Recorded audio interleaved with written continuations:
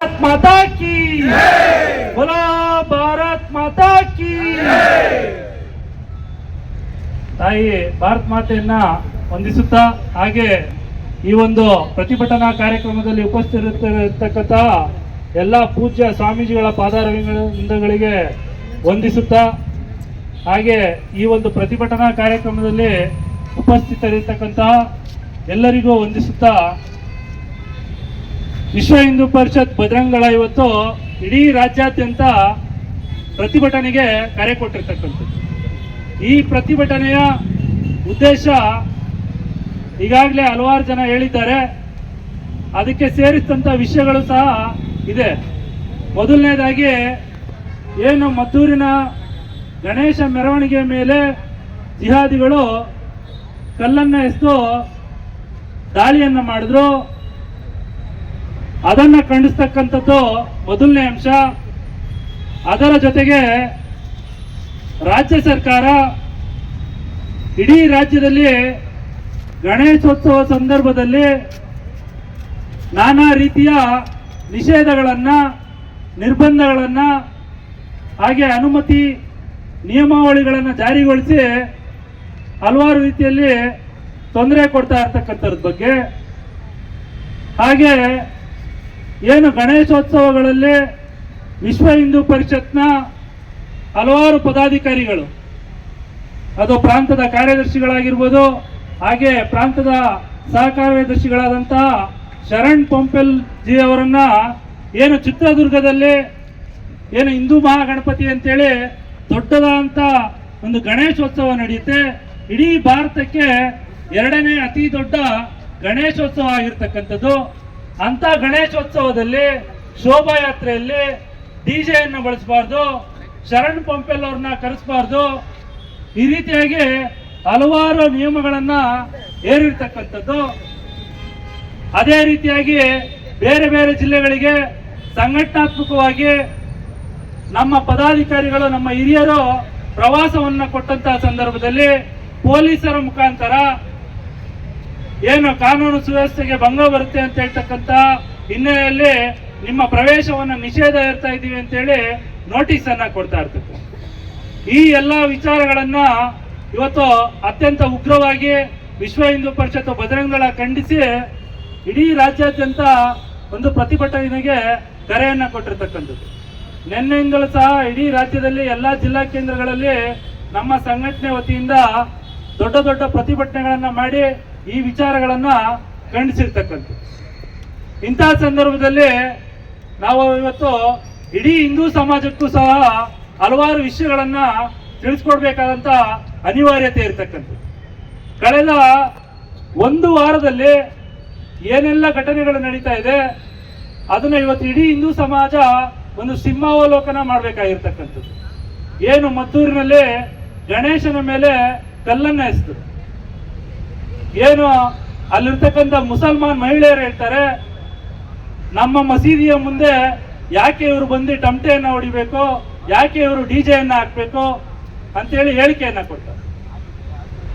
ಇವತ್ತು ಇಡೀ ಹಿಂದೂ ಸಮಾಜ ಆ ಜನರಿಗೆ ಕೇಳಬೇಕಾಗಿರ್ತಕ್ಕಂಥದ್ದು, ಪ್ರತಿನಿತ್ಯ ಯಾವುದೇ ಪರ್ಮಿಷನ್ ಇಲ್ಲದೆ ದಿನಕ್ಕೆ 5 ಬಾರಿ ಬೆಳಗ್ಗೆ 5 ಗಂಟೆಯಿಂದ ಹಿಡಿದು ರಾತ್ರಿ 10 ಗಂಟೆವರೆಗೂ 1.5 ಕಿಲೋಮೀಟರ್ಗೆ ಕೇಳ್ತಕ್ಕಂತೆ ನೀವು ಅಜಾನನ್ನ ಕೂಗ್ತೀರಾ.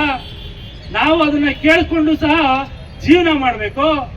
ಆದ್ರೆ ಹಿಂದೂ ಸಮಾಜದಲ್ಲಿ ವರ್ಷಕ್ಕೆ ಒಮ್ಮೆ ಬರ್ತಕ್ಕಂತಹ ಗಣೇಶೋತ್ಸವದಲ್ಲಿ ಡಿಜೆಯನ್ನ ಬಳಸಬಾರ್ದು. ಯಾರಾದ್ರೂ ಸತ್ತಂತಹ ಸಂದರ್ಭದಲ್ಲಿ ಅವರು ಏನು ಶವದ ಮೆರವಣಿಗೆ ಎತ್ಕೊಂಡು ಹೋಗ್ತಾ ಇರ್ತಾರೆ, ಆ ಮೆರವಣಿಗೆಯಲ್ಲಿ ತಮಟೆಯನ್ನ ಬಾರಿಸಬಾರ್ದು ಅಂತ ಹೇಳ್ತೀರಾ ಅಂತ ಹೇಳಿದ್ರೆ ಇಲ್ಲಿ ಯಾವ ರೀತಿಯಾದಂತ ಒಂದು ಸಹಬಾಳ್ವೆಯನ್ನ ನಾವೆಲ್ಲರೂ ಬಯಸೋದಕ್ಕೆ ಸಾಧ್ಯ ಆಗುತ್ತೆ.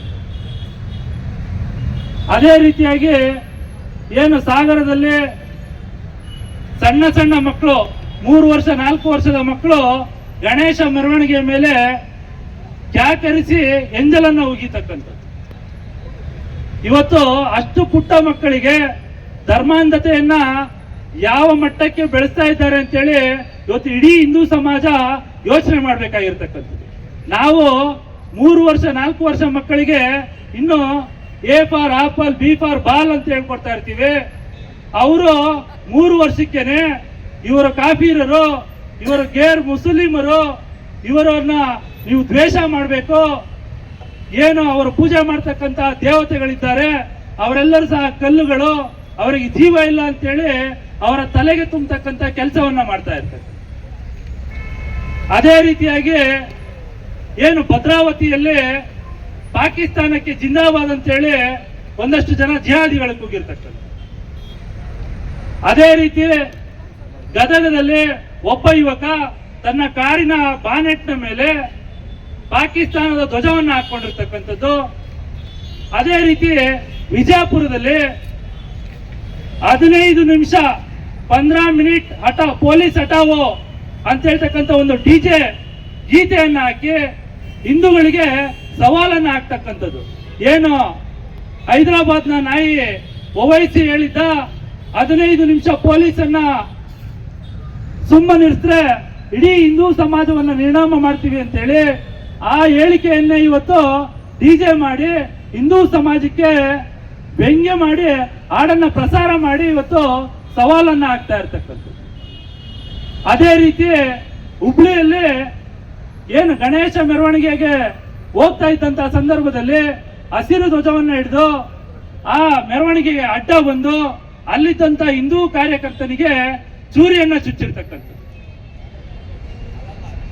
ಈ ರೀತಿ ಕೇವಲ 1 ವಾರದಲ್ಲಿ ಎಷ್ಟೆಲ್ಲ ಘಟನೆಗಳು ನಡೆದಿದ್ದಾವೆ ಅಂತ ಹೇಳಿದ್ರೆ, ನಾವು ಇವತ್ತು ಭಾರತದಲ್ಲಿ ಗಣೇಶ ಹಬ್ಬವನ್ನು ಆಚರಿಸ್ತಾ ಇದ್ದೀವ ಅಥವಾ ಯಾವುದೋ ಇಸ್ಲಾಮಿಕ್ ರಾಷ್ಟ್ರ ಪಾಕಿಸ್ತಾನನ ಅಥವಾ ಬಾಂಗ್ಲಾದೇಶನ ಅಥವಾ ತಾಲಿಬಾನ್ ಆಳ್ತಕ್ಕಂತಹ ಅಫ್ಘಾನಿಸ್ತಾನದಲ್ಲಿ ಗಣೇಶ ಹಬ್ಬ ಆಚರಿಸ್ತಾ ಇದ್ದೀವ ಅಂತೇಳಿ ಯೋಚನೆ ಮಾಡ್ಕೊಳ್ಬೇಕಾದಂತ ಒಂದು ಅನಿವಾರ್ಯ.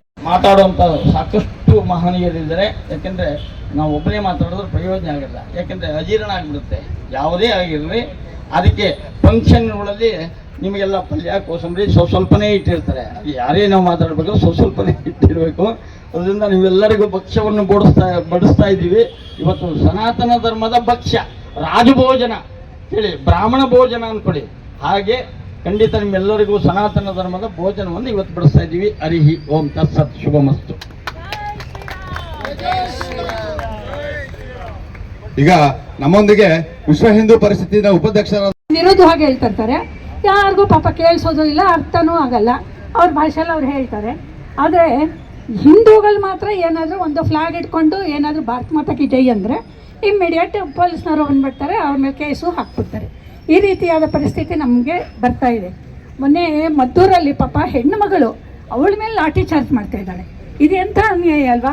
ಹೆಣ್ಣು ಮಕ್ಕಳನ್ನ ನಾವು ದೇವರು ಅಂತ ಇವೆ ಅಲ್ವಾ, ಯತ್ರ ನಾರಿ ಅಂತ ಪೂಜಿಸ್ತಂತೆ ರಮಂತೆ ತತ್ರ ದೇವತ ಅಂತೀವಿ.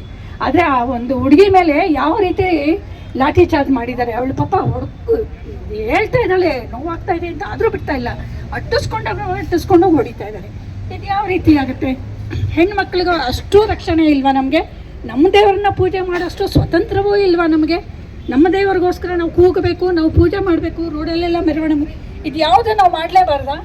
ಮೊಹರಂಗಂದರೆ ಅವರು ಏನು ಎಲ್ಲ ರೀತಿಯ ಬ್ಯಾಂಡು ಭಜಂತ್ರ ಇಟ್ಕೊಂಡು ಎಲ್ಲ ಕಡೆ ಹೋಗಿ ಉರುಸ್ ಮಾಡಿ ಎಲ್ಲ ಮಾಡಬಹುದು, ಆದರೆ ನಮ್ಮ ಮೆರವಣಿಗೆ ಮಾಡಬಾರ್ದು. ಇದು ಯಾವ ರೀತಿಯ ನ್ಯಾಯ? ಇದನ್ನು ಖಂಡಿತವಾಗ್ಲೂ ನಾವೆಲ್ಲರೂ ಖಂಡಿಸ್ತೀವಿ. ಮತ್ತು ನಾವೆಲ್ಲರೂ ಎಷ್ಟೇ ಇದಾಗಿದ್ರೂ ನಮ್ಮ ಸ್ವಂತವಾಗಿಯೂ ನಾವು ಇದಕ್ಕೋಸ್ಕರ ನಾವು ಮಾಡಬೇಕು. ನಮ್ಮ ಮನೆಗಳಲ್ಲಿ ಇದ್ರ ಬಗ್ಗೆ ಜಾಗೃತಿ ಮಾಡಬೇಕು. ನೋಡಿ ಹಿಂದೂಗಳಿಗೆ ಯಾವ ರೀತಿ ನಡೀತಾ ಇದೆ ಅನ್ನೋದನ್ನು ಅವ್ರಿಗೆ